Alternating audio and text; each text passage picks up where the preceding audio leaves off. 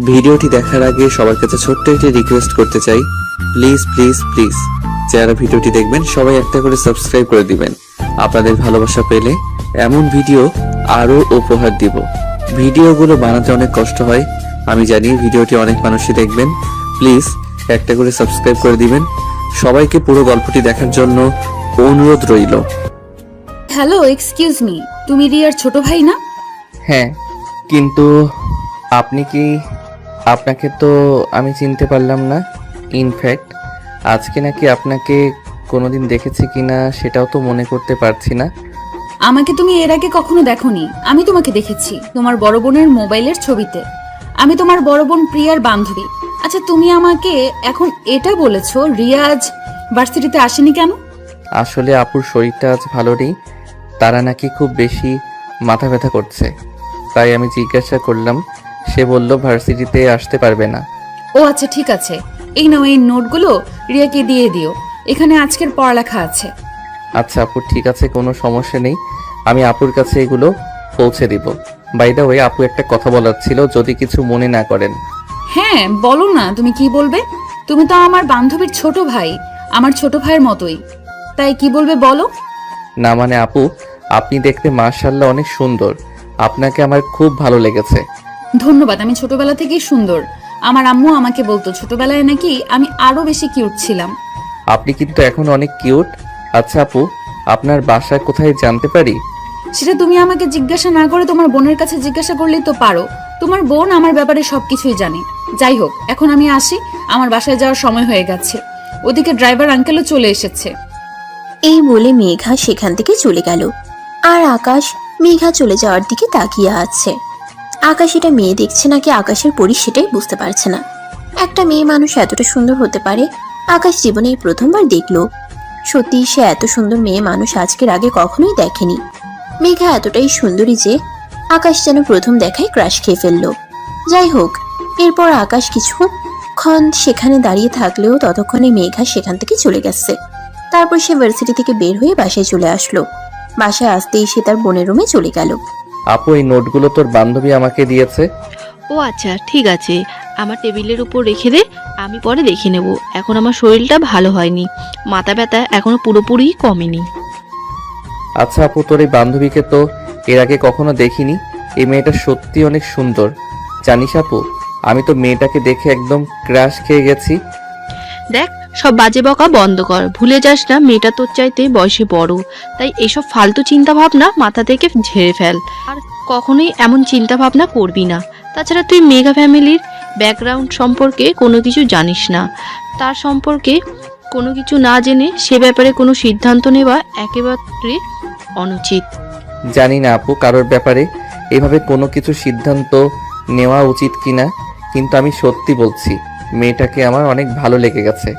সত্যি বলতে শুধু যে ক্রাশ খেয়েছি সেরকমটা নয়, আমি মেয়েটার প্রেমে পড়ে গেছি। বললাম তো, এসব ফালতু বকা বন্ধ কর আর চুপচাপ এখান থেকে চলে যা।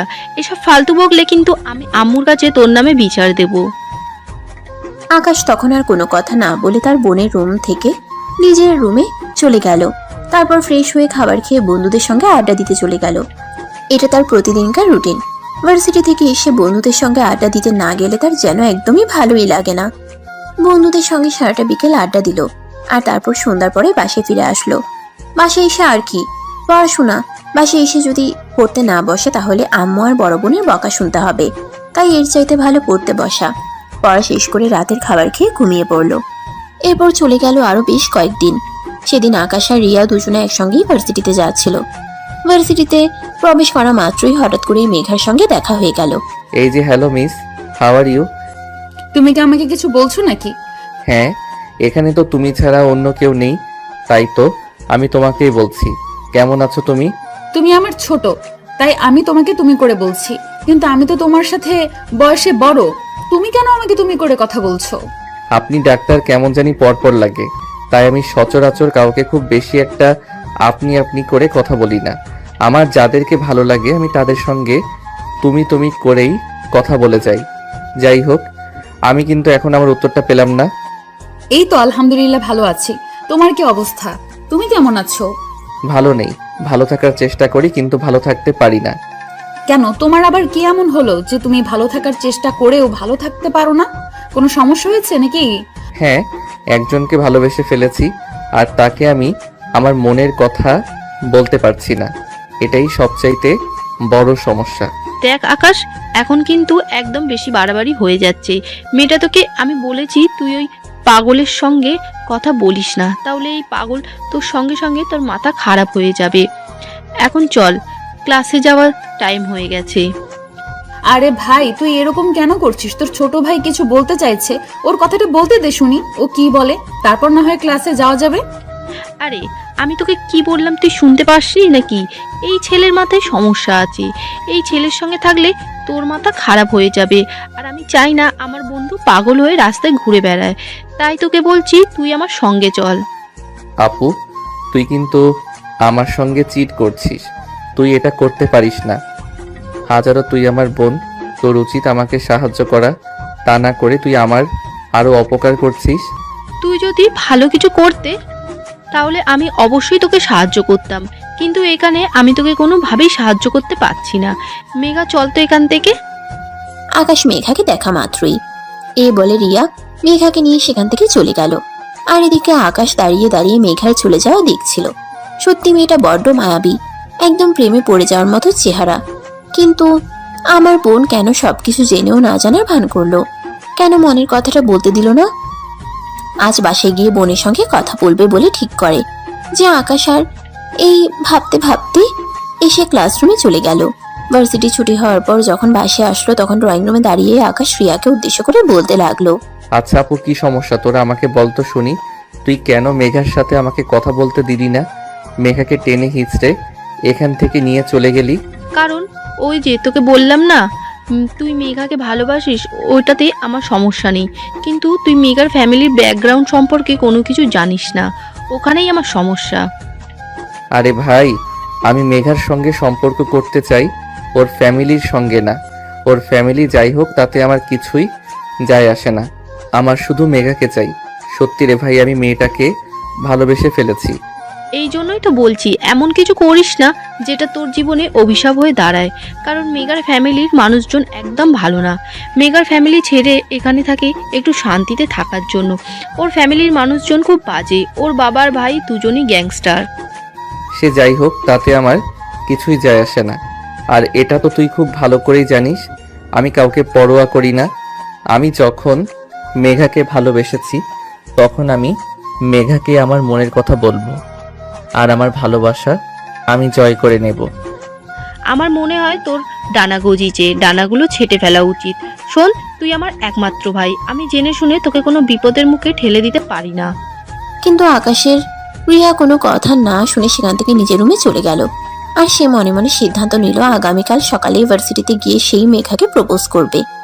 যেমন চিন্তা তেমনই কাজ, কারণ আকাশ কখনোই থেমে যাওয়ার মতো পাত্র নয়। সে যখন কিছু একটা ঠিক করে তখন সে সেটা করেই থাকে। তাই সে পরের দিন একটু সকালই ভার্সিটিতে চলে আসলো। মেঘা সবে মাত্র ভার্সিটির গেট দিয়ে ভিতরে প্রবেশ করছিল। আর তখনই সে মেঘার সামনে একটা ফুলের তোড়া নিয়ে হাঁটু গেড়ে বসে বলে, মেঘা জীবনে কোনোদিন প্রেম করেনি, তাই জানি না কিভাবে প্রপোজ করতে হয়। তবে তোমায় ভালোবেসে ফেলেছি। I love you Megha. Do you love me? আরে আকাশ, এসব তুমি কি বলছো? তোমার কি মাথা একেবারেই খারাপ হয়ে গেছে নাকি? তুমি আমার বান্ধবীর ছোট ভাই, আমার ছোট ভাইয়ের মতো। তোমাকে আমি সবসময় আমার ছোট ভাইয়ের নজরেই দেখি। আর এসব তুমি কি বলছো? যা বলছি একদম সত্য কথাই বলছি, এবং ঠান্ডা মাথায় চিন্তা ভাবনা করেই বলছি। আমি সত্যি বলছি, তোমায় সেদিন যখন প্রথম দেখেছি তখনই তোমাকে আমি ভালোবেসে ফেলেছি। তোমাকে ছাড়া আমি একটা মুহূর্ত কল্পনাও করতে পারছি না। তোমাকে ছাড়া আমার বেঁচে থাকা পসিবল নয়। তাই আজ আমি তোমাকে আমার মনের কথা বলতে গেলাম। প্লিজ ম্যাডাম, তুমি আমাকে অ্যাকসেপ্ট করো। তোমার ভালোবাসা ছাড়া আমি বাঁচতে পারবো না। মেঘা ফ্যামিলির জায়গায়, আর ভালোবাসার জায়গায়। আমি তোমাকে ভালোবাসি। তোমাকে ছাড়া আমি বাঁচতে পারবো না। তোমার ফ্যামিলি যেমনই হোক না কেন তাতে আমার কিছু যায় আসে না। আমি তোমাকে ভালোবাসি। তোমার ফ্যামিলি কি সেটা জানার আমার কোনো প্রয়োজন নেই। আরে তোমার কি মাথা খারাপ নাকি? তোমাকে কি বললাম আমি? তুমি শুনতে পাওনি? আমি আমার ফ্যামিলির বিরুদ্ধে গিয়ে কখনোই কোনো সিদ্ধান্ত নেব না, বুঝতে পেরেছো? ঠিক আছে, যদি তাই হয় তাহলে আমি তোমার ফ্যামিলির সঙ্গে এই ব্যাপারে কথা বলতে রাজি আছি। তবে তুমি আমায় অ্যাকসেপ্ট করো। আগে তোমার সঙ্গে আমার ভালোবাসার সম্পর্কটা হোক, তারপর যেভাবেই পারি তোমার ফ্যামিলিকে আমি রাজি করাবই। এটা শোনা মাত্রই মেঘা কোনো কথা না বলে সেখান থেকে চলে যেতে চাইছে না, তখনই আকাশ আবার পেছন থেকে মেঘার হাতটা ধরে ফেলে আর বলতে থাকে, কি হলো মেঘা? আমি তো বললাম তোমার ফ্যামিলিকে যেভাবে হোক আমি রাজি করাবো, কিন্তু তুমি আমার কথার কোনো উত্তর না দিয়ে এখান থেকে চলে যাচ্ছ কেন? আমাকে কয়েকটা দিন সময় দাও, আমি আগে চিন্তা ভাবনা করে দেখি তোমার প্রপোজাল সত্যি একসেপ্ট করা যায় কিনা। দেখো, তোমাকে আমি চিনলেও তোমার সম্পর্কে সেরকম কোনো কিছুই আমি খুব ভালো করে জানি না, তাই তোমার ব্যাপারে আগে আমার খোঁজ খবর নেওয়া উচিত। আমার ফ্যামিলি তোমায় মেনে নেবে কিনা সেটা চিন্তা করা উচিত। আচ্ছা ঠিক আছে, তোমার যত ইচ্ছে তত চিন্তা করো, কিন্তু একটা কথা তোমায় বলে দিচ্ছি, আমার উত্তর কিন্তু অবশ্যই হ্যাঁ হওয়া চাই, কারণ আমি তোমায় ভালোবাসি। আর যদি তুমি আমাকে না বলে দাও তাহলে কিন্তু আমি তোমার সামনেই সুইসাইড করব। আচ্ছা ঠিক আছে, সেটা সময় হলেই দেখা যাবে। এখন আগে আমাকে সবটা ঠান্ডা মাথায় ঠান্ডা করে দেখতে দাও। এরপর আকাশকে আর কোনো কথা বলার সুযোগ না দিয়ে মেঘা সেখান থেকে নিজের ক্লাসরুমে চলে গেল। সেদিন ভার্সিটি থেকে আসার পথে হঠাৎ করেই আকাশের বাইক অ্যাক্সিডেন্ট করানো। আকাশ পায়ে প্রচন্ড ব্যথা পায়, একটা পা ভেঙে যায়, তাই তাকে বেশ কয়েকদিন হসপিটালে থাকতে হয়। সেদিন রিয়া আকাশের সঙ্গে দেখা করতে গেল, তখন কেবিনে কেউ ছিল না, তাই আকাশ রিয়াকে বলল, আপু, আমি যে ব্যথা পেয়েছি এই সম্পর্কে কি মেঘা কিছু জানে না? মেঘা তো একদিন আমার সঙ্গে দেখা করতে আসলো না। ভার্সিটির সবাই যেখানে জানে সেখানে মেঘার না জানার কথা নয়, তো মেঘা কেন আসলো না সেটা তো আমি বলতে পারবো না। কি বলি সেটা তো আমি বিশ্বাসই করতে পারছি না। মেঘার সবকিছু জানে, তারপর আমার সঙ্গে একটাবার দেখা করতে আসলো না। তাছাড়া মেঘা তো সেই দিনের পর থেকে ভার্সিটিতে আসছে না। আমি তার সঙ্গে যোগাযোগ করার অনেক চেষ্টা করছি, কিন্তু কোনোভাবেই যোগাযোগ করতে পারিনি। তার ফোন নাম্বার বন্ধ, তার বাড়ির ঠিকানা জানি না। কি বলিস? হঠাৎ করে মেঘা কোথায় উধাও হয়ে গেল? আচ্ছা, তুই একটা কাজ কর, একটা নার্সের কাছ থেকে জিজ্ঞাসা করে আয় আমাকে হসপিটাল থেকে ছুটি দিবে কবে। তোর কি মাথা খারাপ হয়ে গেছে নাকি? হসপিটাল থেকে ছুটি কবে দেবে এটা তোর জন্য ইম্পর্টেন্ট না? তোর পা পুরোপুরি ভেঙে গেছে, হসপিটাল থেকে যাওয়ার পর আরও 1-1.5 মাস থেকে বিশ্রাম নিতে হবে, তারপর একটু হাঁটাচলা করতে পারবি। আরে আপু, তোকে যেটা জিজ্ঞাসা করেছি তুই সেটাই কর। তুই একটা নার্সের কাছ থেকে জিজ্ঞাসা করে আয় আমাকে ছুটি কবে দিবে। রিয়া তখন আর কোনো কথা না বলে নার্সের কাছে জিজ্ঞাসা করতে গেল। না আর তো বল 2 দিন পর ছুটি দেবে। তখন রিয়া এসে আবারও সেটা আকাশকে জানালো। এটা শুনে আকাশ বলল, আপু, তুই আমার জন্য একটা উপকার করতে পারবি? একটা কাজ করতেই ভার্সিটিতে গিয়ে প্রিন্সিপাল স্যারের কাছ থেকে মেঘার ব্যাপারে একটু খোঁজ খবর নিয়ে আয়। তুই তো মেঘার বন্ধু, তাই প্রিন্সিপাল স্যার তো কি কোনো সন্দেহ করবে না। আচ্ছা ঠিক আছে। অতঃপর আকাশের কাছ থেকে বিদায় নিয়ে বাসে চলে আসে রিয়া। এর পরের দিন যখন ভার্সিটিতে গেল সে, তখন কোনো রকমে প্রিন্সিপাল স্যারের কাছে মেঘার ব্যাপারে জিজ্ঞাসা করলো। আসসালামু আলাইকুম স্যার, আপনার কাছে একটু দরকার ছিল তাই এসেছিলাম। ওয়ালাইকুম আসসালাম। আরে রিয়া, হঠাৎ তুমি কেন? বলো না, কি বলবে? স্যার, আমি আসলে মেঘার ব্যাপারে আপনার কাছে কিছু জিজ্ঞাসা করতে এসেছিলাম। মেঘা তো কয়েকদিন ধরে ভার্সিটিতে আসছে না, তার ফোন নাম্বারও বন্ধ বলছে। ও আসলে ওর বড় ভাই এসেছিল সেদিন, তাই ওকে নিয়ে গ্রামের বাড়িতে চলে গেছে, তাই হয়তো সে ভার্সিটিতে আসছে না। তাছাড়া ওর বড় ভাই তো বলেছিল কি সপ্তাহখানেকের মধ্যে ওকে আবার ঢাকায় ফিরিয়ে দেবে। ওর বড় ভাইয়ের কোনো নাম্বারও আমার কাছে নেই, তাই আমি ওদের সাথে যোগাযোগ করতে পারছি না।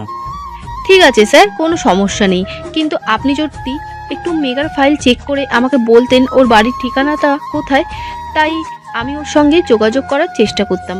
আসলে ওর কাছে আমার কিছু গুরুত্বপূর্ণ জিনিস ছিল, ওগুলো আমার খুব দরকার, তাই আর কি। আচ্ছা ঠিক আছে, কোনো সমস্যা নেই, তুমি একটু ওয়েট করো, আমি এক্ষুনি দেখে তোমাকে জানাচ্ছি।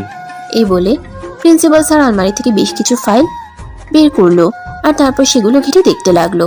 বেশ কিছুক্ষণ ঘাটাঘাটির পর প্রিন্সিপাল স্যার একটা ফাইল নিয়ে তারপর মেঘার ঠিকানাটা একটা কাগজে লিখলো আর সেটা রিয়ার হাতে তুলে দিয়ে বলল, এটাই হলো মেঘার গ্রামের বাড়ির ঠিকানা, কিন্তু সাবধান, একটা বিষয় তোমাকে বলে দিচ্ছি, ওখানে গিয়ে কিন্তু তুমি ওকে কোনো ঝামেলা করো না। আসলে মেঘার ফ্যামিলির ব্যাকগ্রাউন্ড সম্পর্কে তো একটু জানো, তাই খুব সাবধানে যেও। ঠিক আছে স্যার, আপনি কোনো চিন্তা করবেন না, আমি সর্বোচ্চ সতর্কতা অবলম্বন করব, কারণ মেঘ তার ফ্যামিলি সম্পর্কে আমি খুব ভালো করেই জানি, তাই কোনো সমস্যা হবে না। ঠিক আছে, তোমার জন্য শুভকামনা রইল, যেন তুমি খুব ভালোভাবে ওখানে থেকে ফিরে আসতে পারো। কারণ মেঘার ফ্যামিলির লোকজন খুবই গিরিঙ্গিবাজ মানুষ। এরকম মানুষ আমি আর জীবনে দেখিনি। আমি আগে এরকম জানলে মেঘাকে কোনোদিনও আমার ভার্সিটিতে ভর্তি করাতাম না। আচ্ছা স্যার, ঠিক আছে, তাহলে এখন আসি। এই বলে রিয়া প্রিন্সিপাল স্যারের কেবিন থেকে বের হয়ে সোজা হসপিটালে চলে আসলো। আর তারপর কাগজটা আকাশের হাতে তুলে দিল আর বলল, এই যে প্রিন্সিপাল স্যারের কাছ থেকে নিয়ে এসেছি। তবে প্রিন্সিপাল স্যার নিজেও কিন্তু অনেকবার সাবধান করে দিয়েছে, যা করার কিন্তু খুব সাবধানে করতে হবে, কারণ মেঘার ফ্যামিলির মানুষজন একদম ভালো নয়। আচ্ছা ঠিক আছে, তুই কোনো চিন্তা করিস না। এখন তাহলে বাসায় চলে যা। আর খবরদার, এই ব্যাপারে কিন্তু কখনোই কাউকে কিছু বলবি না, এটা আমার সিক্রেট জিনিস। অতঃপর রিয়া বাসায় চলে আসলো। আর এদিকে আকাশ তার যে ডাক্তার ট্রিটমেন্ট করছে তার সঙ্গে কথা বলতে লাগলো। আমার সুস্থ হতে কতদিন লাগবে? এই তো খুব বেশি হলে আর 15 দিন। কারণ তুমি তো আমায় বলেছো আমি যেন তোমাকে সর্বোচ্চ ট্রিটমেন্ট দেই, তাই আমি আমার সর্বোচ্চটা দিয়ে চেষ্টা করছি তোমাকে যত তাড়াতাড়ি সম্ভব সুস্থ করে তোলা যায়। আপনার যত টাকা লাগবে আমি দেব, কিন্তু আপনি আমার ভালো ট্রিটমেন্টের ব্যবস্থা করুন, যাতে আমি খুব দ্রুত সুস্থ হয়ে উঠতে পারি। কারণ আপনাকে তো বললাম আমার খুবই সিক্রেট একটা কাজ আছে, যেটা খুব তাড়াতাড়ি করতে হবে। তাই আগে তো আমাকে সুস্থ হতে হবে, তা না হলে তো হবে না কিছুই। ঠিক আছে, চিন্তার কোনো কারণ নেই। আমি আমার সর্বোচ্চটা দিয়ে চেষ্টা করছি যত তাড়াতাড়ি সম্ভব তোমাকে সুস্থ করে তুলবো। তবে একটা কথা আমি বুঝতে পারছি না, মানুষ তো অসুস্থ হলে সুস্থ হওয়ার জন্য সময় নেয় যাতে সে পুরোপুরিভাবে সুস্থ হতে পারে, কিন্তু তুমি কেন এরকম তাড়াহুড়ো করছো? আমি সেটাই বুঝতে পারছি না। দেখুন, আপনি ডাক্তার আর আমি আপনার পেশেন্ট, তাই আমার ব্যাপারে এত কিছু জানার কোনো প্রয়োজন নেই। আপনাকে যেটুকু বলেছি সেইটুকুতেই তুষ্ট থাকেন। আপনার প্রয়োজন টাকা আর আমার প্রয়োজন তাড়াতাড়ি আমার পা ভালো হওয়া। আপনি আপনার টাকা পেয়ে যাচ্ছেন, তাই আমাকে একটু তাড়াতাড়ি সুস্থ করে দেন। আচ্ছা ঠিক আছে, আমি তো বললাম আমি আমার সর্বোচ্চ চেষ্টা চালিয়ে যাচ্ছি তোমাকে যতটা সম্ভব সুস্থ করে তোলার জন্য। এই বলে ডাক্তারকে কেবিন থেকে বের হয়ে চলে গেল। আর এরপর বেশ কিছুদিন সময় কেটে গেল, কিন্তু আকাশ হসপিটালের বেডে বসে বসে শুধুই চিন্তা করছে হঠাৎ করে মেঘার কি হলো। মেঘা তো প্রিন্সিপাল স্যারের কাছ থেকে 1 সপ্তাহের ছুটি নিয়ে গ্রামের বাড়িতে গেছে। আর এদিকে প্রায় 20 দিনের মতো সময় অতিবাহিত হয়ে গেছে। কেন মেঘা এখনো ঢাকায় ফিরে আসছে না? আকাশের সময় যেন কাটতে চাইছে না। সে আর কিছুই চিন্তা করতে পারছে না। তবে কি মেঘার সঙ্গে উল্টোপাল্টা কিছু হতে চলেছে নাকি? এভাবে দেখতে দেখতে আরো 4-5 দিন সময় কেটে গেল। আকাশ এখন মোটামুটি সুস্থ। সে মোটামুটি হাঁটাচলা করতে পারে আর হসপিটাল থেকে আসতেই বাড়িতে চলে যাবে। তার ফ্যামিলির মানুষজন হসপিটালে এসেছে তাকে বাসায় নিয়ে যাওয়ার জন্য, কিন্তু আকাশ সবাইকে অবাক করে দিয়ে বলল, তোমরা সবাই বাসায় চলে যাও, আমি আজ বাসায় যাব না। আমার একটা দরকারি কাজ আছে, আমি এখন ওখানেই যাব। আরে এসব তুই কি বলছিস? তোর কি মাথা খারাপ হয়ে গেছে নাকি? তুই এখনো অসুস্থ। আমরা তোকে বাসায় নিয়ে যাওয়ার জন্য এসেছি, আর এখন কিনা তুই বলছিস যে তুই আজ বাসায় যাবি না, কোনো কাজে যাবি? আরে বাবা, আগে তো তুই নিজে সুস্থ হ, তারপর না হয় কাজ করা যাবে। আম্মু, তোমাকে বললাম তো আমাকে এসব কথা বলো না, কোনো লাভ হবে না। আমি যেটা সিদ্ধান্ত নিয়েছি আমি সেটাই করব। আগে আমি আমার সিক্রেট কাজটা করব আর তারপর বাসায় যাব। এখানে আমাকে আর কোনো কথা বলে লাভ হবে না। কিন্তু কি তোর এমন সিক্রেট কাজ, সেটা তো একবার বল। আমরা তোর বাবা মা, তোর জন্য আমাদের অনেক বেশি টেনশন হয়, তাই তোকে জিজ্ঞাসা করছি কি কাজ সেটা আগে বল। এখন আমি কাউকেই কিছু বলতে চাই না। আগে আমি আমার কাজটা সম্পন্ন করতে চাই, তারপর সবাইকে সবকিছু বলতে চাই। কিন্তু তোমরা যদি এখন আমাকে এখান থেকে শেয়ার চাই যেতে না দাও, তাহলে কিন্তু আমি বাসা থেকে পালিয়ে ওই কাজটা করতে চলে যাব। তখন কিন্তু কেউ আমার কোনো খোঁজ পাবে না। ঠিক আছে বাবা, লুকিয়ে কোথাও যাওয়ার কোনো প্রয়োজন নেই।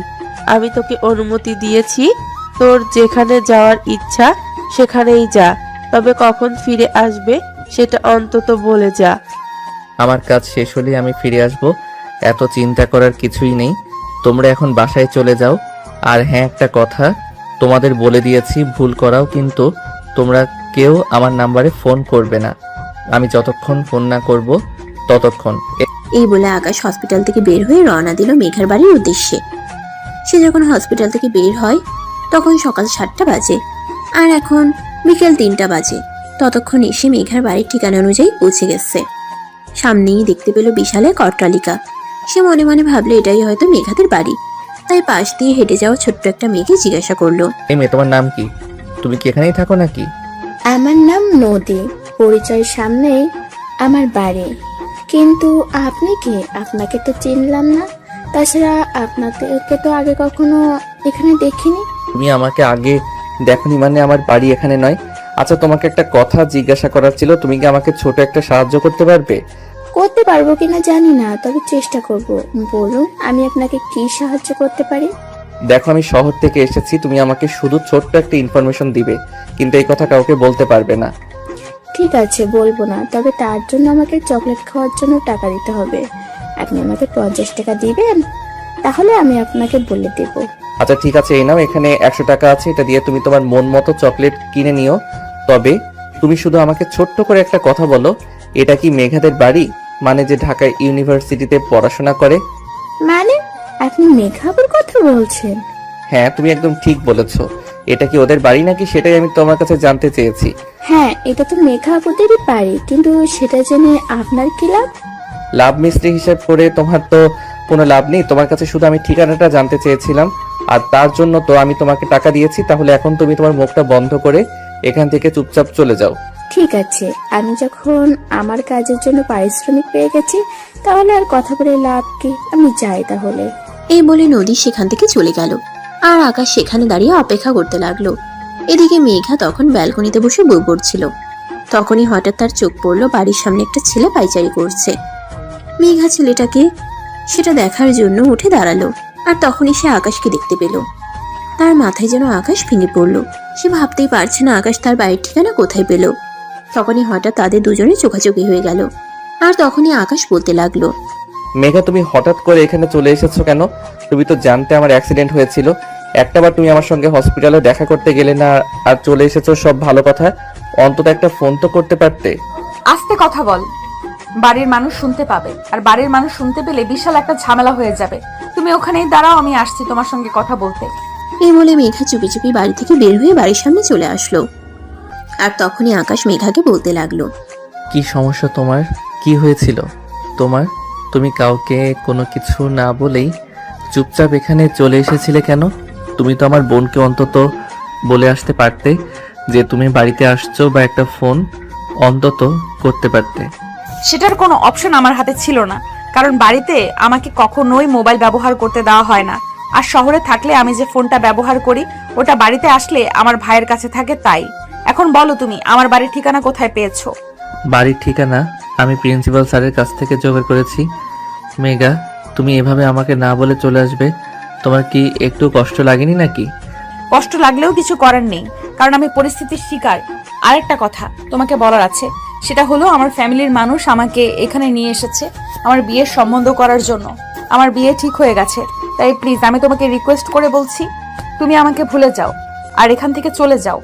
তোমাকে ভুলে যাওয়ার জন্য আমি ভালোবাসিনি, আর তোমাকে ছেড়ে চলে যাওয়ার জন্য আমি এখানে আসিনি।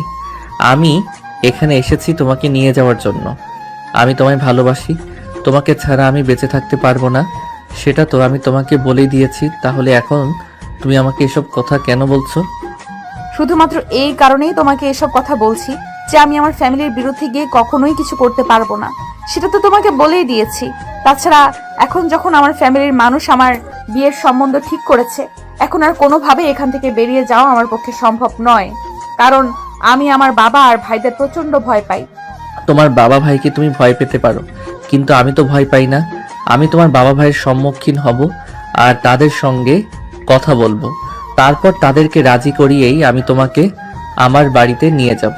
এটা কোনোদিনই সম্ভব নয়, তাই আমি তোমাকে শেষবারের মতো বলছি, তুমি এখান থেকে চলে যাও। আমার ভাই কিংবা আমার বাড়ির মানুষ যদি তোমাকে দেখতে পায়, তাহলে তোমাকে একদম খুন করে ফেলবে। তোমাকে না পেয়ে বেঁচে থাকার চাইতে মরে যাওয়া অনেক ভালো। ভালোবাসা বিহীন মানুষ কখনোই বেঁচে থাকতে পারে না। আকাশ, তোমার সঙ্গে আমার ভালোবাসার সম্পর্কটা না হয়ে উঠলেও তুমি আমার বান্ধবীর ছোট ভাই, তাই আমি তোমাকে রিকোয়েস্ট করে বলছি, প্লিজ তুমি এখান থেকে চলে যাও। এমন কিছু করো না যেটা তোমার আর আমার দুজনের জন্যই ক্ষতিকারক হয়। এই বলি মেঘা আসে এখান থেকে দৌড়ে বাড়ির ভিতরে ঢুকে গেল, কারণ তখনই তার বাবার গাড়ি বাড়িতে প্রবেশ করছিল। কিন্তু আকাশ তখনও সেখানে ঠাই দাঁড়িয়ে আছে। মেঘার বাবা গাড়ি থেকে নেমে আকাশকে দেখে নিজের কাছে ডেকে নিলেন। এই ছেলে, কে তুমি? আর আমার বাড়ির সামনে কি করছো তুমি? তুমি তো আমাদের এলাকার না। আঙ্কেল, আমি সত্য বলবো না মিথ্যে বলবো? আমার সামনে দাঁড়িয়ে আজ পর্যন্ত কেউ মিথ্যে কথা বলার সাহস পায় না, আর তাই আমি আশা করব তুমিও মিথ্যে কথা বলবে না। তাহলে শুনেন শ্বশুর আব্বু, আমি আপনার মেয়েকে ভালোবাসি, আপনার মেয়েও আমাকে ভালোবাসে, কিন্তু আপনার ভয়ে এসে আমাকে তার ভালোবাসার কথা বলতে পারে না, তাই আপনার ঠিক করা ছেলের সঙ্গে বিয়ে করতেছে রাজি হয়েছে। কিন্তু এটা শুনে আমি তো আর চুপ করে বসে থাকতে পারি না, তাই ঢাকা থেকে এখানে চলে এসেছি আপনার মেয়েকে বউ করে আমাদের বাড়িতে নিয়ে যাওয়ার জন্য। তোমার সাহস দেখে আমি অবাক না হয়ে পারছি না। যেখানে আমার ভয়ে বাঘে মশে এক কোয়ারে পানি খায়, আর এখানে তুমি কিনা আমার সামনে দাঁড়িয়ে আমার মেয়েকে নিয়ে কথা বলছো। এত বড় দুঃসাহস তোমার! শ্বশুর মশাই, ভালোবাসার মানুষটা যদি নিজের চোখের সামনে অন্য কারো হয়ে যায় তাহলে একটু তো দুঃসাহসী হতে হয়। তাই আমি আপনাকে সরাসরি বললাম মেঘাকে আমি ভালোবাসি, আর আপনি যদি মেয়েদেরকে অন্য কারোর হাতে তুলে দেন তাহলে আমি আপনার বাড়ির সামনে সুইসাইড করব, আর সেটার জন্য দায়ী থাকবেন আপনি। আমার সামনে দাঁড়িয়ে এভাবে কথা বলার মতো দুঃসাহস ছেলে আমি জীবনে দুটো দেখেছি কিনা সন্দেহ। তোমার সাহসে তারিফ করতে হয়, তাই আমি তোমাকে বলছি তুমি চুপচাপ এখান থেকে চলে যাও। যা বলেছো আমার কাছে বলেছো, এই কথাটা যেন আর কেউ শুনতে না পায়। কেউ কোনো কিছু শুনতেও পারবে না, আর কেউ কোনো কিছু জানতেও পারবে না। আপনি চুপচাপ মেঘাকে আমার হাতে তুলে দেন, মেঘাকে নিয়ে আমি এখান থেকে চলে যাব, আর কেউ কোনো কিছু জানতে পারবে না। তার মানে সহজ কথায় কাজ হবে না, বুঝতে পেরেছি। তোমার জন্য একটি উত্তম মধ্যমের ব্যবস্থা করতে হবে। এই তোরা কে কোথায় আছিস? এই ছেলেটাকে একটু উত্তম মধ্যম দে তো। কথাটা বলতে দেরি হলো, কিন্তু আশপাশ থেকে কিছু ছেলেপেলে দৌড়ে আসতে দেরি হলো না। ছেলেগুলো দৌড়ে এসে আকাশকে ইচ্ছে মতো পেটাতে শুরু করলো, কিন্তু আকাশও কম যায় না। সে ছোটবেলা থেকেই বক্সিং এর ট্রেনিং নিয়েছে, তাই সেই ছেলেগুলোকে মেরে একদম চিটপটাং করে দিল। অপরদিকে মেঘা ততক্ষণ ধরে ব্যালকনিতে দাঁড়িয়ে এই দৃশ্য দেখছিল। আকাশ ছেলেগুলোকে মেরে একদম খারাপ অবস্থা করে দিয়েছে। এটা দেখে মেঘার বাবা বলতে লাগলো, এই ছেলেটা তুমি কি করবে? তোমাকে দেখে তো মশার মতো মনে হয়, কিন্তু তোমার শরীরে এত হাতির মতো শক্তি আসলো কোথা থেকে? তুমি আমার ছেলেগুলোকে মেরে কি হাল করে দিয়েছো? আমাকে দেখতে মশার মতো মনে হলেও আমার শরীরে ভালোবাসার শক্তি আছে। আমি আমার ভালোবাসাকে জয় করতে এসেছি, তাই আমাকে দুর্বল ভাববেন না। মেঘার বাবা তখন কোনো কথা না বলে চুপচাপ বাড়ির ভেতরে চলে আসলো, আর ড্রয়িং রুমে এসে চিৎকার করতে লাগলো। এই মেঘা, মেঘা কোথায় তুই? তাড়াতাড়ি এখানে, আমি তোর সঙ্গে কথা বলতে চাই। হ্যাঁ বাবা, বলো কি বলবে। বাইরে যে ছেলেটা এসেছে ওই ছেলেটাকে, ওই ছেলেটা নাকি তোকে ভালোবাসে। তুই এই ছেলেটাকে চিনিস? না মানে আসলে বাবা, আমি ছেলেটাকে, আমার সঙ্গে আমাদের ভার্সিটিতে পড়াশোনা করে, আর তখন থেকে ছেলেটা আমাকে পছন্দ করে। কিন্তু বিশ্বাস করো, এই ছেলেটার সঙ্গে আমার কোনো সম্পর্ক নেই। আমি কোনোদিনও এই ছেলেটাকে আশ্বাস দেইনি যে তাকে বিয়ে করব। ঠিক আছে, তাহলে ওই ছেলেটাকে বলে আয় এখান থেকে চুপচাপ চলে যেতে, তা না হলে কিন্তু ছেলেটার সঙ্গে খারাপ হয়ে যাবে। ঠিক আছে বাবা, তুমি কোনো চিন্তা করো না, আমি এক্ষুনি ছেলেটাকে বলে আসছি এখান থেকে চুপচাপ চলে যেতে। তুমি উপরে যাও, বিশ্রাম নাও। এই বলে মেঘা আস্তে আস্তে বাড়ির বাইরে চলে আসলো। আকাশ তখনও বাড়ির বাইরে দাঁড়িয়ে আছে। মেঘাকে দেখিয়ে আকাশ দৌড়ে আসলো আর মেঘাকে জড়িয়ে ধরলো। এটা দেখে মেঘা নিজেকে ছাড়ানোর জন্য অনেক চেষ্টা করছে আর বলছে, আরে এটা তুমি কি করছো? তোমার কি মাথা খারাপ হয়ে গেছে নাকি? একটু আগে বাবা কি বলে গেল তুমি শুনতে পাওনি নাকি? বাবা প্রচন্ড ক্ষেপে আছে। তুমি এক্ষুনি এখান থেকে চলে যাও। আমি চাই না তোমার সঙ্গে খারাপ কিছু হোক। আমি তোমায় ভালোবাসি, তোমাকে নিয়ে এখান থেকে যাব, তোমাকে ছাড়া আমি এখান থেকে এক পাও নড়ব না। দেখো, জীবনটা পুতুল খেলার নয়। তোমার বাবা মা অনেক কষ্ট করে আদর যত্ন করে লালন পালন করে তোমায় মানুষ করেছে। তাছাড়া তুমি ভুলে যেও না, তুমি তোমার বাবা মায়ের অনেক কষ্টের ফসল। আমি তোমার বোনের কাছে তোমার ব্যাপারে সবকিছু শুনেছি, তাই আমি চাই না তোমার বাবা মা তাদের একমাত্র ছেলে সন্তানকে হারিয়ে ফেলুক। তারা আমায় তখনই হারিয়ে ফেলবে তখন আমার ভালোবাসার মানুষটা সারা জীবনের জন্য আমার জীবন থেকে হারিয়ে যাবে। মেঘা, তুমি আমার সঙ্গে চলো, তোমার বাবা আর ভাই আমার কিছুই করতে পারবে না? মেঘা তোমার সঙ্গে যাবে না, কারণ মেঘা আমার মেয়ে। মেঘা সেটাই করবে যেটা আমি তাকে করতে বলবো। তবে তোমাকে আমার বেশ ভালোই পছন্দ হয়েছে। তবে একটা কথা বলতে চাই, আমি তোমাকে একটা সুযোগ দিতে চাই। তুমি যদি আমার মেয়েকে সাথেই ভালোবাসো তাহলে তোমার ফ্যামিলিকে নিয়ে আসো। তোমার ফ্যামিলির সঙ্গে কথা বলে যদি আমার মনে হয় যে তুমি আমার মেয়েকে চোখে রাখতে পারবে, তাহলে আমি তোমার হাতে আমার মেয়েকে তুলে দেব। আপনি আবার মিথ্যে বলছেন না তো? আপনি যদি সত্যি কথা বলেন তাহলে আমি সত্যি সত্যি আমার বাবা মাকে রাজি করিয়ে আপনার এখানে নিয়ে আসব। আশরাফ চৌধুরী কখনো কোনোদিনও কাউকে মিথ্যা কথা বলে না, তাই তুমি নিশ্চিন্তে যেতে পারো। আর হ্যাঁ, তুমি যদি সত্যি মেয়েটাকে ভালোবাসো তাহলে তুমি তোমার বাবা মাকে রাজি করিয়ে এখানে নিয়ে আসবে, আর আমি নিজে দাঁড়িয়ে থেকে তোমাদের বিয়ে দেব। কথাটা শোনা মাত্রই মেঘার বড় ভাই পাশ থেকে বলতে লাগলো, বাবা, এসব তুমি কি বলছো? তোমার কি মাথা খারাপ হয়ে গেছে নাকি? চেনা নেই জানা নেই, যার সম্পর্কে আমরা কিছু জানি না, তার হাতে আমরা আমাদের বোনকে কোনোভাবেই তুলে দিতে পারি না। চুপ করো তুমি। ছেলেটা মেয়েকে যদি সত্যিই ভালোবাসে তাহলে সে তার ফ্যামিলিকে নিয়ে আসুক। আমি তাদের সঙ্গে কথা বলে এই ছেলেটার সঙ্গে এই মেয়েটাকে বিয়ে দেব। আব্বু, তুমি এমনটা করতে পারো না। আমি আমার বন্ধুকে কথা দিয়েছি, তার সঙ্গে আমার বোনের বিয়ে দেবো। আমি আমার কথার বরখেলাপ তো করতে পারবো না। আপনার কথার কারণে আমি আমার ভালোবাসার মানুষকে হারাতে পারি না শ্বশুর আব্বু। আমি যাচ্ছি, তবে আমি কালকেই ফিরে আসব আমার আব্বু আম্মুকে সঙ্গে নিয়ে। ঠিক আছে, যাও তাহলে। এই বলে আকাশ সেখান থেকে চলে আসলো আর সোজা নিজের বাসায় চলে আসলো। বাসায় ফিরে আসতেই তার আম্মু তাকে বলতে লাগলো, আমি বুঝি না, তোর মাথায় ভূত ঢুকেছে নাকি? তুই কাউকে কোনো কিছু না বলে হসপিটাল থেকে সোজা কোথায় চলে গেলি, আর আজ 2 দিন পর বাসায় ফিরে আসলি? বলতো তোর কি হয়েছে? আব্বু কোথায়? আমি আব্বুর সঙ্গে কথা বলতে চাই, আর তারপরে তোমরা সব কিছু জানতে পারবে। এখন আমাকে দয়া করে বিরক্ত করো না, এমনিতেই অনেক টেনশনে আছি। তোর আব্বু তো এখনো বাসায় ফিরে আসেনি।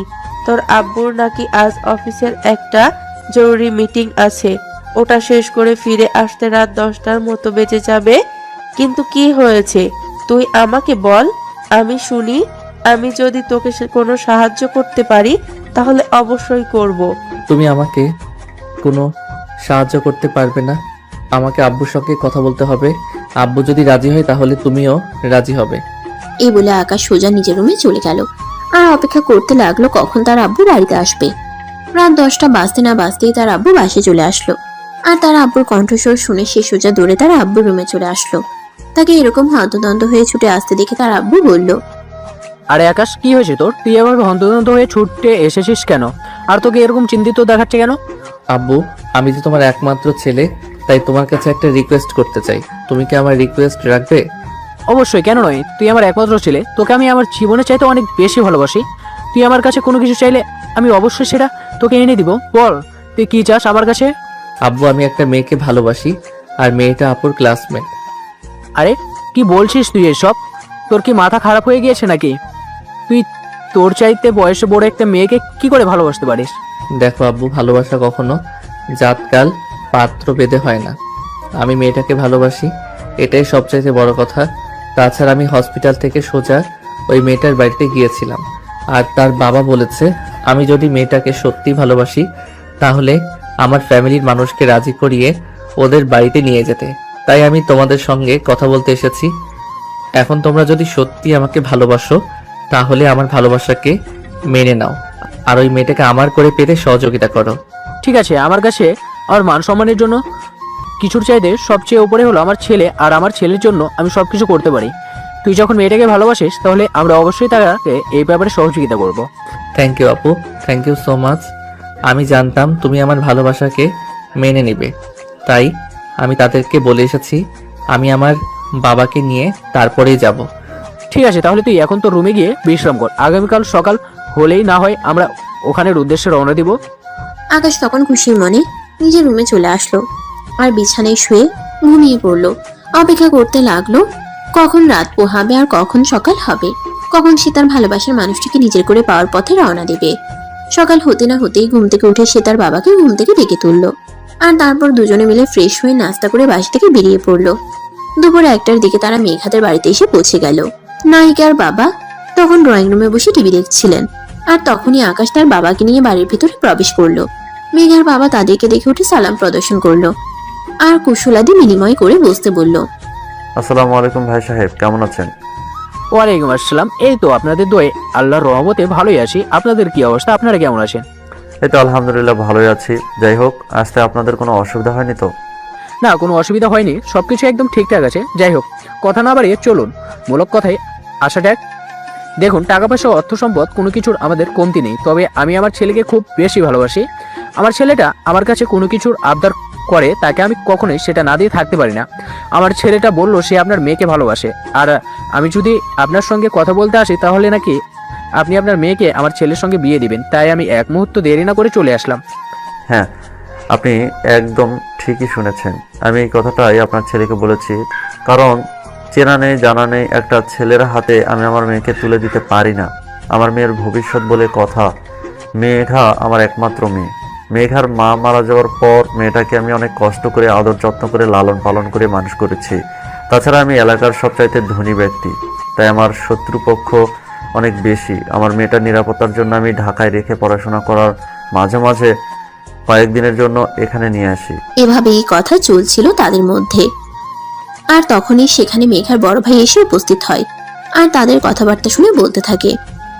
বাবা, তোমাকে না আমি বললাম মেয়েটাকে আমি আমার বন্ধুর সঙ্গে বিয়ে দেব, কিন্তু তুমি আমার কথা না শুনে আবার ওই ছেলের বাবার সঙ্গে কেন কথা বলেছো? কারণ এই ছেলেটা আমার মেয়েটাকে ভালোবাসে, আর আমি এটা খুব ভালো করে জানি যে আমার মেয়েটা সেখানেই সব থেকে বেশি ভালো থাকবে, যেখানে আমার মেয়েটা ভালোবাসায় ভালো থাকতে পারবে। বাবা, তুমি এটা খুব ভালো করেই জানো আমি আমার বলা কথা কখনো ফিরিয়ে নেই না, তাই আমি এই বিয়েটা মেনে নিতে পারলাম না। এই ছেলে, তুমি যদি নিজের ভালো চাও তাহলে চুপচাপ এখান থেকে চলে যাও, আর আমার বোনকে বিয়ে করার চিন্তাটা একদম মাথা থেকে ঝেড়ে ফেলে দাও। সরি মাই ডিয়ার শালাবাবু, এটা আমি কখনোই করতে পারবো না, কারণ আমি আপনার বোনকে ভালোবাসি। আমার ভালোবাসা এতটাও সস্তা নয় যে আপনি বলবেন আর আমি আমার ভালোবাসাকে ত্যায্য করে চলে যাব। আমি আমার ভালোবাসার জন্য সব কিছু করতে পারি। তার মানে সোজা কথায় কাজ হবে না? সোজা কথায় যদি কাজ না হয় তাহলে যে কিভাবে কাজ করাতে হয় সেটা আমার খুব ভালো করেই জানা আছে, তাই চিন্তার কোনো কারণ নেই। শালাবাবু, এসব ভয় আমাকে দেখিয়ে কোনো লাভ হবে না, কারণ আমি কোনো কিছু ভয় পাই না। আমি ভালোবাসি, আর ভালোবাসাকে কিভাবে জয় করতে হয় সেটা আমি জানি। তার মানে তোকে যাই কিছু বলি না কেন তুই কোনো কথাই শুনবি না, ঠিক করে নিয়েছিস? ঠিক আছে, এখানে আমার বাবা বসে আছে বলে তোকে এখনো এখানে আস্ত বসে থাকতে দিচ্ছি, তা না হলে এতক্ষণে তোর শরীর থেকে মাথাটা আলাদা করে ফেলতাম। দেখুন ভাই সাহেব, এটা কিন্তু একদমই ঠিক হচ্ছে না। আপনার ছেলে বলে এখনো আমি এগুলো সহ্য করছি, কারণ আপনার মেয়েকে আমার ছেলে ভালোবাসে, তা না হলে আমরাও কিন্তু প্রতিপত্তি কম নয়। আপনার ছেলে একথা বলে এখানে দাঁড়িয়ে থাকতে পারতো না। ভাই সাহেব, আপনি প্লিজ শান্ত হন, বিষয়টা আমাকে দেখতে দেন। রাজ, তুমি এক্ষুনি এখান থেকে চলে যাও। তুমি ভুলে যেও না এখানে তোমার ছোট বোনের বিয়ের সম্বন্ধ চলছে। হ্যাঁ, আমিও তো সেটাই বলতে চাইছি যে আমি আমার বোনের বিয়ে আমার বন্ধুর সঙ্গে ঠিক করেছি, আর আমার বন্ধুর সঙ্গেই আমার ছোট বোনের বিয়ে হবে। কারণ এলাকায় আমাদের শত্রু অনেক, তাই ভালো থাকার জন্য আমাদের পার্টি বড় করার প্রয়োজন আছে। আর আমিও ঠিক করেছি মেঘাকে আমি আমার বউ বানিয়ে আমার বাড়িতে নিয়ে যাব। মেঘার সমস্ত সুরক্ষার দায়িত্ব আমি নেব। আজ এই কথাগুলো আর নিতে পারছিল না, কারণ সে কোনো কথা বললে সেটার বরখেলাফ হলে সে একদমই সহ্য করতে পারে না। তাই সে প্রচন্ড রকম খেপে গেল, আর তখনই আকাশের শার্টের কলার ধরে ফেলল। আর এটা দেখে আকাশ অনেক রেগে গেল। তোকে বললাম না তুই চুপচাপ এখান থেকে চলে যা, আমার বোনকে তুই কোনোদিনই বিয়ে করতে পারবি না। শার্টের কালারটা ছেড়ে দেন বলছি। আপনি আমার হবু শালাবাবু, তাই এখনো সম্মান দিয়ে কথা বলছে, কিন্তু আমার ধৈর্যের সীমা অতিক্রম করবেন না, তাহলে কিন্তু খুব খারাপ হয়ে যাবে বলে দিলাম। এই, আমার বাড়িতে দাঁড়িয়ে তুই আমাকে থ্রেট দেস? আমি তো তোকে বললাম তুই এখান থেকে চলে যা, আমার বোন তোকে বিয়ে করবে না। আপনার বোন আমাকে বিয়ে না করলেও আমি আপনার বোনকেই বিয়ে করব ডিয়ার শালাবাবু। এই বলে আকাশ এক ঝটকায় রাজের হাতটা তার শার্টের কলার থেকে ছাড়িয়ে নিল, আর রাজ তখন রাগে ফুসফুস করতে করতে সেখান থেকে চলে গেল। আর তখন মেঘার বাবা আর আকাশের আব্বু দুজনে মিলে গল্পগুজব করতে লাগলো। তারা ঠিক করলো আগামীকাল সকালেই মেঘা আর আকাশের বিয়ে দিয়ে এখান থেকে মেঘাকে নিয়ে যাবে, তাই আজকের রাত তারা এখানেই থাকবে। অপরদিকে মেঘা আকাশকে পাবে আর আকাশ মেঘাকে পাবে। এতে তাদের আনন্দ যেন আর বাধা মানছিল না। তারা মনে মনে অনেক আনন্দিত হলো যে দুজন দুজনকে পেতে চলেছে, তা আবার পরিবারের সম্মতিতে। কিন্তু তাদের সেই আনন্দ বেশিক্ষণ স্থায়ী হলো না। আকাশ সন্ধ্যার দিকে বাসার বাইরের বাগানটার দিকে হাঁটছিল, আর তখনই হঠাৎ দেখতে পেল কেউ একজন ঘাসের উপরে শুয়ে আছে। এটা থেকে আকাশ অনেকটা ভয় পেয়ে গেল। সে মোবাইলের টর্চ জ্বালিয়ে সেখান থেকে চলে গেল, কিন্তু সে চেহারাটা দেখতে পারছিল না। তাই সে লোকটাকে উল্টানো, আর তখনই দেখতে পেল এটা আর কেউ নয়, মেঘার বড় ভাই রাজ। তার নিঃশ্বাস এখনো চলছে, তার পেটে কেউ ছুরি কাত করে যে তখনই আকাশ সেই ছুরিটা রাজের পেট থেকে বের করতে যাবে, আর এটা মেঘা দেখে ফেলে। মেঘা চিৎকার দিয়ে সেখান থেকে দৌড়ে আসে আর আকাশকে চড় মারতে মারতে বলে, এটা তুমি কি করলে? তুমি আমাকে পাওয়ার জন্য আমার বড় ভাইকে খুন করে ফেলেছো। ছি ছি ছি আকাশ, তোমার কাছ থেকে এটা আমি কখনোই আশা করিনি। মেঘা, তুমি আমায় ভুল করছো। আমি এসব কিছুই করিনি। আমি এখানে হাঁটছিলাম আর তখনই দেখতে পাই ভাইয়া এখানে উগ্র হয়ে শুয়ে আছে, আর আমি তাকে বাঁচানোর চেষ্টা করছিলাম, কারণ তার নিঃশ্বাস এখনো চলছে। তাই আমি তাকে নিয়ে হসপিটাল যাওয়ার চেষ্টা করছিলাম। একদম মিথ্যে কথা বলার চেষ্টা করো না। আমাকে বোকা পেয়েছো নাকি তুমি? এখান থেকে চলে যাও, আমি তোমার চেহারাটাও দেখতে চাই না। তুমি আমার ভাইয়ের খুনি। এই বলে মেঘা চিৎকার করতে থাকলো। মেঘার চিৎকার শুনে বাড়ির সবাই সেখানে চলে আসলো, আর সবাই মিলে রাজকে নিয়ে হসপিটালে চলে গেল। আর এদিকে আকাশ তখনও মেঘাদের বাড়িতেই আছে। তখন আকাশের বাবা তার সামনে এসে দাঁড়ালো আর বলল, আকাশ, তোকে কেউ বিশ্বাস করুক না করুক আমি বিশ্বাস করি, কারণ তুই আমার সন্তান। আমি জানি তুই এরকম করতে পারিস না। তুই আমাকে খুলে বল তো কি হয়েছিল ওখানে। অতঃপর আকাশ তার আব্বুকে সবকিছু খুলে বলল, আর সবকিছু শুনে তার আব্বু তাকে বলল, ঠিক আছে, তুই কোনো চিন্তা করিস না। আগের রাত সুস্থ হয়ে যাক, তারপর তার মুখ থেকে সবকিছু শুনবে, তখন আর কেউ তোকে ভুল বুঝবে না। কিন্তু আব্বু, মেঘা এভাবে আমাকে ভুল বুঝলো, এটা তো আমি মেনে নিতে পারছি না। মেঘাকে আমি ভালোবাসি, আর ভালোবাসার মানুষের আঘাত সহ্য করা যায় না। একটু ধৈর্য ধর, সব ঠিক হয়ে যাবে। আল্লাহর উপর ভরসা রাখ। তোর ভালোবাসা যদি সত্যি হয় তাহলে আল্লাহ নিশ্চয়ই রাজকে আমাদের মধ্যে ফিরিয়ে আনবে, আর সমস্ত সত্যটা সবার সামনে তুলে ধরবে। হ্যাঁ, সেটাই। এখন তার অপেক্ষা করা আর ধৈর্য ধরা ছাড়া কিছুই করার নেই। আল্লাহর উপর সব কিছু ছেড়ে দিয়েছি। আল্লাহর যেটা ভালো মনে হয় আল্লাহ সেটাই করুক। আমি আল্লাহর বিরুদ্ধে কখনোই যাব না। এই বলে আকাশ আর তার আব্বু হসপিটালে চলে আসলো। এদিকে অপারেশন থিয়েটারে রাজের অপারেশন চলছে। মেঘা আর তার আব্বু হসপিটালের ঘরে ধরে বসে আছে। আকাশের আব্বু আস্তে আস্তে মেঘার বাবার পাশে গিয়ে দাঁড়ালো, আর তারপর উনার কাঁধে হাত রেখে বলতে লাগলো, দেখুন ভাই সাহেব, আমার ছেলেটা আপনার মেয়েকে ভালোবাসে, এই কথা সত্যি, কিন্তু তার মানে এই নয় যে আমার ছেলে আপনার মেয়েকে খুন করতে পারে। আমি আমার ছেলেকে এই শিক্ষা দেইনি। আমি জানি সেটা, আমি এটাও জানি যে বাইরের আমার শত্রুর কোনো অভাব নেই। আমি জানি আমার কোনো শত্রু এই কাজটা করেছে, কিন্তু মেঘাকে এই কথাটা বোঝাতে পারছি না, কারণ সে তার ভাইকে খুব ভালোবাসে।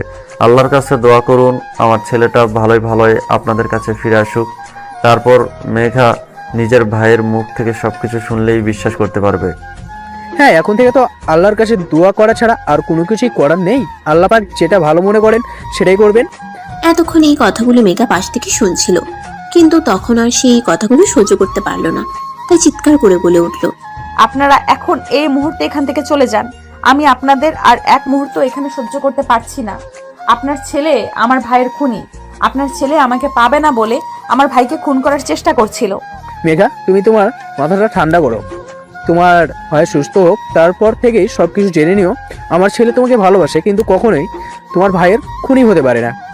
সেটা আমার ভাই সুস্থ হলেই জানা যাবে। সেটা আমার ভাইয়ের সুস্থ হলেই জানা যাবে, কিন্তু এই মুহূর্তে আমি আপনাদের এখানে সহ্য করতে পারছি না। আপনারা এখান থেকে চলে যান। ঠিক আছে মা, আমরা এক্ষুনি এই মুহূর্তে এখান থেকে চলে যাচ্ছি। তবে একটা কথা মনে রেখো, তুমি যেটা ভাবছো সেটা কিন্তু সম্পূর্ণ ভুল। একদিন তুমি নিজেই নিজের ভুল বুঝতে পারবে, এবং আমার ছেলের কাছে তুমি নিজেই ফিরে যাবে। সেই ভরসা নিয়েই আমি এখান থেকে চলে যাচ্ছি, কারণ আমি আমার ছেলেকে সম্পূর্ণ বিশ্বাস করি। আমার ছেলে কখনোই এমন কাজ করতে পারে না। এই কথা বলে আকাশের আব্বু মেঘার বাবার কাছ থেকে বিদায় নিয়ে ঢাকায় চলে আসলো। কিন্তু আকাশের মন পড়ে রয়েছে মেঘার কাছে। সে কোনোভাবেই এখানে শান্ত থাকতে পারছে না। মেঘা তাকে ভুল বুঝলো, তাতে তার কিছুই যায় আসে না, কিন্তু সে মেঘাকে পছন্দ করে, ভালোবাসে। মেঘাকে ছাড়া তার সময় যেন কাটতেই চাইছে না। সে কখন মেঘাকে নিজের করে পাবে সেই চিন্তায় সুখে মরছে। ব্যালকনিতে বসে বসে শুধু এই চিন্তাই করছিল। তখনই আকাশের আম্মু সেখানে আসলো আর তাকে এরকম বিষণ্ণ মনে বসে থাকতে দেখে বলল, বাবা, তুই এভাবে মন খারাপ করিস না। তুই আমাদের সন্তান। আমরা জানি তুই এরকম কোনো কাজ করতে পারিস না। মেঘা, ভাইকে সুস্থ হতে দে। মেঘার ভাই নিজের মুখে সবটা বললে মেঘা অবশ্যই সেটা বিশ্বাস করবে। হ্যাঁ আম্মু, আমি শুধু সেটার জন্যই অপেক্ষা করছি। ভালোবাসার মানুষের কাছ থেকে সব কিছু সহ্য করা যায়, কিন্তু তার অবহেলা, অপমান, লাঞ্ছনা এগুলো সহ্য করা যায় না। এরপর দেখতে দেখতে 1 সপ্তাহ সময় চলে গেল। ইতিমধ্যে মেঘার বড় ভাই রাজ মোটামুটি সুস্থ হয়ে উঠেছে। আজ ডাক্তার পারমিশন দিয়েছে রাজের সঙ্গে কথা বলার। ভাই এখন তোর শরীর কেমন আছে? তুই ঠিক আছিস তো? হ্যাঁ বোন, আমি এখন আল্লাহর রহমতে ভালোই আছি। তোদের কি অবস্থা? তোরা কেমন আছিস? এই তো ভাইয়া, আমরাও ভালো আছি। তোকে একটা কথা জিজ্ঞেস করার ছিল। তুই এতদিন সুস্থ হসনি তাই জিজ্ঞেস করতে পারিনি। আচ্ছা তুই আমাকে একটা কথা বল, তোর এই অবস্থা কে করেছে? আসলে সেদিন রাতের বেলায় আমি বাগানে দাঁড়িয়ে সিগারেট খাচ্ছিলাম। তখনই পিছন থেকে কেউ একজন আমাকে আক্রমণ করে, আর আমি পিছন ফিরে তাকিয়ে দেখি ওরা ডাকাতের দল ছিল।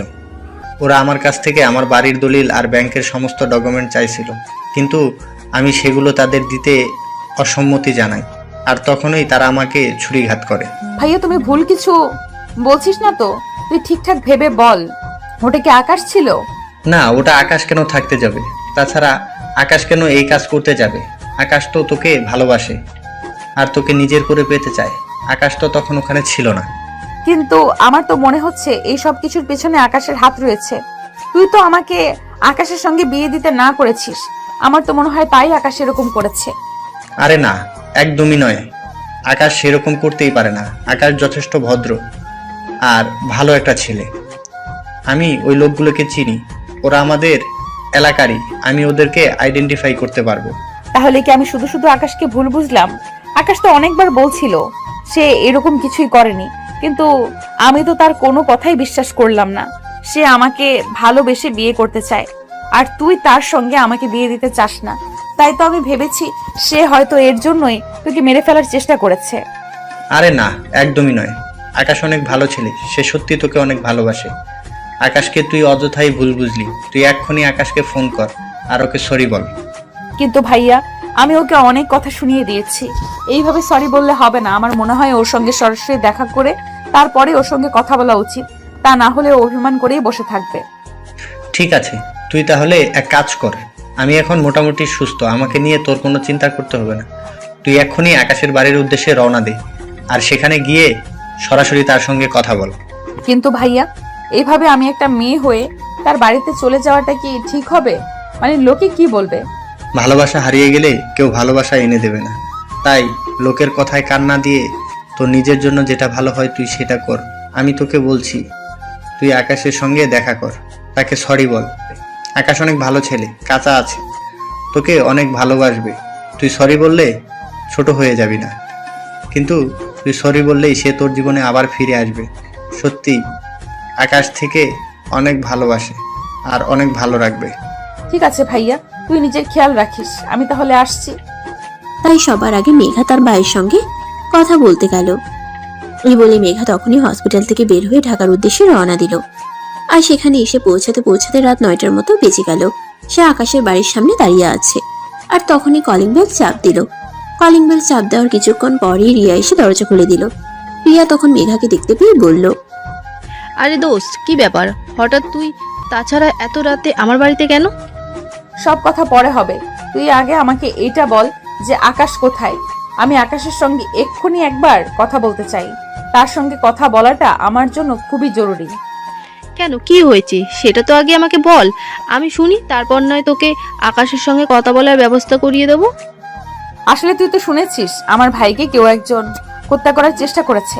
আমি ভেবেছিলাম সেটা আকাশ করেছে, কিন্তু আজকেই ভাইয়ার সঙ্গে ডাক্তার কথা বলার অনুমতি দেয়, আর আমি ভাইয়ার সঙ্গে কথা বলে জানতে পারি ওটা আকাশ ছিল না, ডাকাত দলের কেউ ছিল যারা আমাদের ক্ষতি করতে চায়। দেখি তো আমার ভাইটা সত্যি তোকে কতটা ভালোবাসে। আর শোন, আমার ভাই আর যাই করুক কখনো কোনো মানুষকে খুন করতে পারে না, সেটা যদি তার যমজ শত্রু হয়ে থাকে। আমার ভাই সত্যিই তোকে অনেক ভালোবাসে রে। হ্যাঁ, কিন্তু এখন আকাশ কোথায় আছে সেটা আমাকে বলো। আকাশের সঙ্গে এক্ষুনি আমাকে কথা বলতে হবে। আমি খুব বড় ভুল করে ফেলেছি, আর এরকম ভুল করতে চাই না। উপর দিয়ে ডান দিকে 2 নম্বর রুমটা আকাশের, ওখানে গিয়ে ওর সঙ্গে কথা বল। মেঘা তখন আর কোনো কথার উপেক্ষা না করে সেখান থেকে সোজা উপরে চলে গেল। রুমে গিয়ে দেখতে পেল আকাশ ব্যালকনিতে দাঁড়িয়ে দাঁড়িয়ে সিগারেট খাচ্ছে আর বিষণ্ণ মনে বাইরের দিকে তাকিয়ে আছে। মেঘা তখন আকাশের ঘাড়ে হাত রাখলো। এটা দেখে আকাশ অনেকটা চমকে গেল। পিছন ফিরে তাকিয়ে দেখলো মেঘা তার সামনে দাঁড়িয়ে আছে।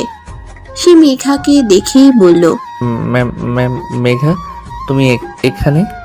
হ্যাঁ আমি আকাশ, প্লিজ তুমি আমাকে ক্ষমা করে দাও। তোমাকে ভুল বুঝে আমি এতগুলো কথা শুনিয়েছিলাম, কিন্তু আমি ভাইয়ের সঙ্গে আজ কথা বলেছি। ভাইয়ের সঙ্গে কথা বলে জানতে পারলাম ওটা তুমি ছিলে না। প্লিজ আমাকে এবারের মতো ক্ষমা করে দাও। আরে পাগলি মেয়ে, তুমি আমার কাছে ক্ষমা কেন চাইছো? আমি জানতাম ওই কাজটা আমি করিনি, তাই আমি তোমার কথায় কিছু মনে করিনি।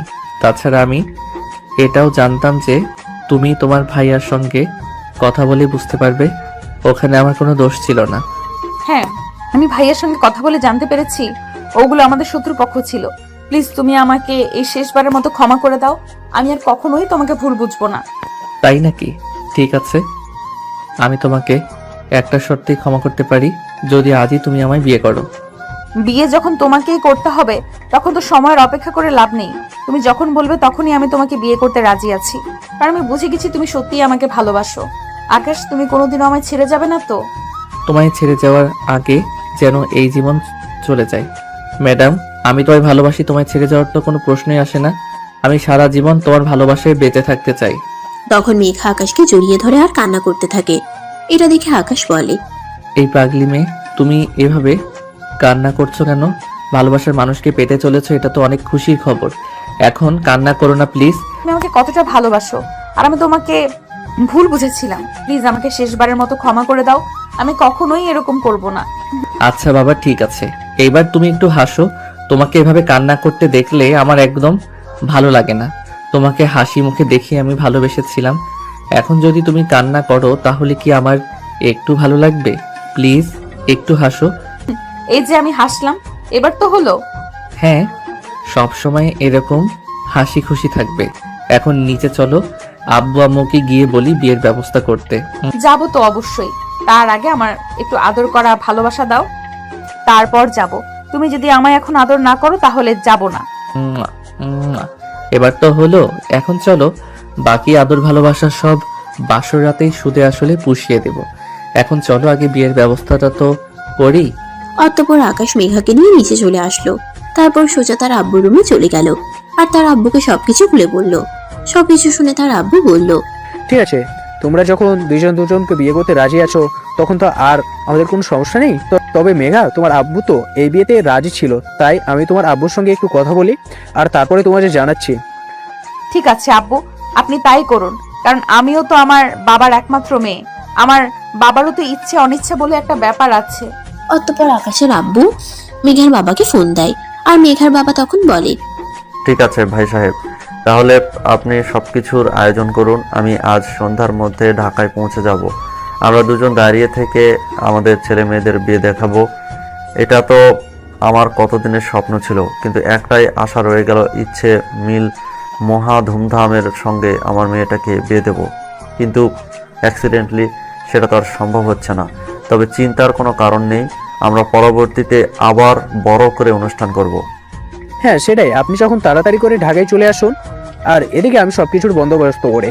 এই বলে দুজনে কথা বলা শেষ করে ফোন কেটে দিল। আর তারপর আকাশের আব্বু বিয়ের সমস্ত আয়োজন কমপ্লিট করলো।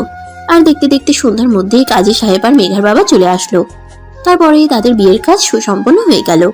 মেঘার বাবা নিজের হাতে মেঘাকে আকাশের হাতে তুলে দিল আর বলল, তুমি আমার মেয়েটাকে সত্যিই ভালোবাসো, এটা আমি এখন বুঝতে পেরেছি। তাই আমি আমার মেয়েটাকে তোমার হাতে তুলে দিয়ে গেলাম। আমি আশা করব তুমি আমার মেয়েটাকে ভালো রাখবে। ইনশাল্লাহ আব্বু, আমি আমার সাধ্য মতো চেষ্টা করব। আপনারা শুধু আমাদের দুজনের জন্য দোয়া করবেন যেন আমরা দুজনে দুজনের ভালোবাসায় ভালো থাকতে পারি। হ্যাঁ, সেটা তো অবশ্যই। তোমাদের জন্য অনেক অনেক দোয়া আর শুভকামনা রইল। ভালো হোক তোমাদের পরবর্তী দিনগুলো। দুজনে অনেক ভালো থেকো। অনেক অনেক শুভকামনা তোমাদের জন্য। তারপর সবাই মিলে রাতের খাওয়া দাওয়া করে সবাই নিজেদের রুমে গিয়ে শুয়ে পড়লো। আর এদিকে রিয়া নিজের হাতে তার ছোট ভাই আর বান্ধবীদের জন্য বাসর ঘর সাজিয়েছে। এদিকে মেঘাকেও রিয়া সুন্দর করে সাজিয়ে দিয়েছে। আর তখনই আকাশ রুমে আসলো। রুমে এসে রিয়াকে রুমে দেখতে পেয়ে সে বলতে লাগলো, আরে কি ব্যাপার আপু, তুই আমার রুমে এখনো কি করছিস? রাত 11টা বেজে গেছে। তাড়াতাড়ি আমার রুম থেকে বের হওয়ার আর আমার বউটাকে আমার সঙ্গে একটু সময় কাটাতে দে। তোর বউ তোর কাছেই থাকবে। আমি তোর রুমটাকে একটু মানুষ করে দিতে এসেছিলাম। এই রুমে কি মানুষ থাকে নাকি পশু থাকে? সেটা তো মাঝে মধ্যে ভেবে পাই না। তারপর মাঝে মধ্যে আমি গুছিয়ে দিই, চাই বলে একটু ভালো থেকি। শোন, এখন থেকে আর তোকে এসব কিছু করতে হবে না। আমার বউ চলে এসেছে, এখন থেকে আমার বউ নিজেই এই সব কিছু করতে পারবে। তাই এখন থেকে তুই এগুলো থেকে অবসর পেলি। হ্যাঁ, এখন তো না পেয়ে একটা জিনিস পেয়েছিস, সেটা হলো তোর বউ। এখন তোর বউ তোর সব কাজ করে দেবে। এখন আর আম্মুকেও লাগবে না, আর আপুকেও লাগবে না। হ্যাঁ, তুই একদম ঠিক কথাই বলেছিস। এখন আর তোদের কাউকে আমার কোনো প্রয়োজন হবে না। এখন আমার বউ আছে, এখন আমার সব কাজ আমার বউ নিজেই করে দিতে পারবে। এখন তুই কোনো কথা না বলে চুপচাপ আমার রুম থেকে বের হয়ে চলে যাবি কি? এখন আমি আমার বউয়ের সঙ্গে সময় কাটাবো। রিয়া তখন মুখটাকে একটা শয়তানি মার্কা ভেঙচি দিয়ে সেখান থেকে চলে গেল। আর তখনই মেঘা বিছানা থেকে নেমে এসে আকাশকে পা ছুঁয়ে সালাম করতে গেল। তখনই আকাশ তাকে থামিয়ে দিয়ে বলতে লাগলো, আরে এটা তুমি কি করছিলে? তুমি আমার ভালোবাসার মানুষ, তোমার জায়গা সবসময় আমার বুকে। তুমি কেন আমাকে পায়ে ছুতে গেছিলে? আরে এটা তো একটা রিচুয়াল। বিয়ের দিন বাসর রাতে নতুন বউ তার স্বামীকে পা ছুঁয়ে সালাম করে। তুমি আমাকে সেটা করতে দিলে না কেন? আমাকে এটা করতে দাও। এসব সেকেলের রিচুয়াল আমি মানি না। আমার বউয়ের জায়গা আমার বুকে। আমার বউ কেন আমাকে পায়ে ছুতে যাবে? আমি আমার বউকে কখনোই সে গেলে মানুষের মতো দাসীতে রূপান্তরিত করতে চাই না। আগের যুগের মানুষ বউকে পা ছুঁয়ে সালাম করাতো আর বাড়ির সব কাজ করাতো। এক কথায় বলতে গেলে বউ ছিল তখনকার যুগের বাড়ির কাজের মেয়ে। কিন্তু আমি আমার বউকে সেরকমটা করতে চাই না। আকাশ শোনো, চোখ যতই বদলে যাক না কেন, বউরা সব সময় ঘরের কাজ করে, স্বামীর সেবা যত্ন করে, সংসার সামলায়, এটাই স্বাভাবিক। আমি সেরকমটা মানি না। আমার বউ আমার মতোই স্বাধীন থাকবে। তো আর যখন ইচ্ছা হবে কাজ করবে, যখন ইচ্ছা হবে না কাজ করবে না। তাছাড়া তার যদি কোনো কাজ করতে সমস্যা হয় তাহলে বাড়িতে কাজের লোক আছে, তারা করে দেবে। কিন্তু আমার বউকে আমি কখনোই আগের যুগের মানুষের মতো বানাতে চাই না। আর আচ্ছা বাবা, ঠিক আছে, তোমার বউকে তোমার যেইভাবে ইচ্ছে রাখতে হয় সেইভাবেই রেখো। আমি তোমাকে কিছুই বলবো না, কিন্তু এখন তো দরজাটা বন্ধ করে আসো। ধুর, যা, এটা তো আমি ভুলেই গেছিলাম। আচ্ছা ঠিক আছে, তুমি দাঁড়াও, আমি এক্ষুনি দরজাটা বন্ধ করে আসছি। এই বলে আকাশ মেঘাকে ছেড়ে দিয়ে দরজাটা বন্ধ করলো। আর তারপরেই মেঘার কাছে চলে আসলো। ও ম্যাডাম, হবে নাকি এক রাউন্ড? চলুন না, এক রাউন্ড খেলা যাক। এটা তুমি আমাকে কেন বলছো? তুমি তো হয়। ও মা, তাই নাকি? তাহলে সেটা আপনি আগে আমাকে বলবেন না? তাহলে তো আমি আরো অনেকক্ষণ আগে শুরু করে দিতাম। এই বলে আকাশ মেঘাকে কোলে তুলে নিল আর ধপাস করে বিছানার উপরে ছেড়ে দিল। তখনই মেঘা চিৎকার দিয়ে উঠলো, বা উমা গো, বাবা গো, মরে গেলাম গো, আমার কোমরটা যে ভেঙে গেল। তোমার আমি ঠিক করে দিব। এখন চুপ, একটাও কথা বলবে না। বাড়িতে অনেক মানুষ আছে, শুনতে পেলে কি বলবে? তাই বলে তুমি আমাকে এমন করে ধপাস করে বিছানার উপর ফেলে দেবে নাকি? আমার কোমরটা তো একদম ভেঙে গেল। কিন্তু তখন আকাশ মেঘার কোনো কথা না শুনে মেঘার উপর শুয়ে পড়লো। আর তারপর তার ঠোঁট জোড়া নিজের দখলে নিয়ে নিল। তারপর আর কি, দুজন দুজনের মধ্যে হারিয়ে যেতে থাকলো। তখনই মেঘা বলতে লাগলো, আরে কি করছো তুমি? এত জোরে কেউ করে নাকি? খুব ব্যথা লাগছে তো। তাছাড়া এত জোরে করলে তো খাট ভেঙে নিচে পড়ে যাব। আরে নিজের ভালোবাসার জিনিসটাকে এতদিন পর কাছে পেয়েছি, এখন কি আর মনকে বাধা দিয়ে মানিয়ে রাখা যায় নাকি? আর খাট ভেঙে নিচে পড়বে না। এটা সেগুন কাঠের খাট, কিছুদিন আগেই বানানো হয়েছে স্পেশালি তোমাকে বিয়ে করব বলে। ওরে বাবা, বাবারে বাবা, তুমি এরকম একটা রোমান্টিক, এতটা রোমান্টিক, সেটা তোমার সত্যি জানা ছিল না। তাহলে থেমে আছো কেন? আরো জোরে দাও, আমার খুব ভালো লাগছে। হ্যাঁ, আমিও তো সেটাই বলছি। সিনিয়রদের বিয়ে করার মজাটাই আলাদা। ওদেরকে কোনো কিছু শিখিয়ে দিতে হয় না, ওরা নিজের থেকেই সব জানে। ইনফ্যাক্ট ওরা অনেক সাহায্য করে। তাই বুঝি? তাহলে আরো আগে কেন বিয়েটা করলে না? কেন এতদিন আমাকে ভালোবাসা থেকে বঞ্চিত রাখলে? আরো আগে বিয়ে করলে তো আরো আগেই ভালোবাসাটা পেতে পারতাম। আরও আগে যদি তোমার সঙ্গে আমার পরিচয় হতো তাহলে আরও অনেক আগেই তোমাকে আমি বিয়ে করে আমার বাড়িতে নিয়ে আসতাম আর তোমার সঙ্গে T20 খেলতাম।